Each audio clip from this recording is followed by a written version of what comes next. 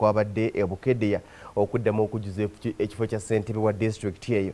Ono awandiikidde akakiiko k'amakogo wa pulezidenti okunoonyereza akalulu kano bw'ategeeza nti yategeezeddwa nga kandidate w'ekibiina kye kya NRM bwe yawangudde akalulu n'ebitundu 91 ku buli 100 nga bo abalonzi abeetabye mu kulonda kuno babadde ebitundu 97 ku buli 100.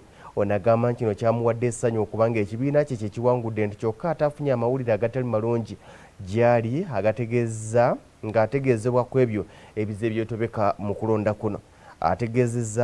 Bamutegeeza nga abakungu ba gavumenti ab'enjawulo bwe bazinda amaka g'omu ku babadde bavuganya mu kalulu kano Omagol mu kiro ekyakeesa olunaku olw'okusunsulamu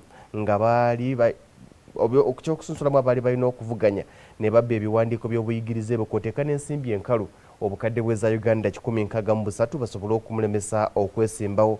Kino kyawaliriza akakiiko ak'ebyokulonda okwongezayo ennaku ze balina okuba nga bawandiisizaako abanaavuganya okulaba ng'omukulu ono Omagol asooka okufuna ebiwandiiko bye.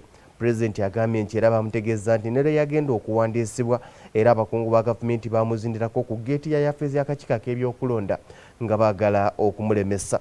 Agambye nti ne ku lunaku olw'okulonda aba gavumenti bagenze ne bazindako amalondero ag'enjawulo nga balonda obululu bapakira mu bubookisi ewatali abagambako.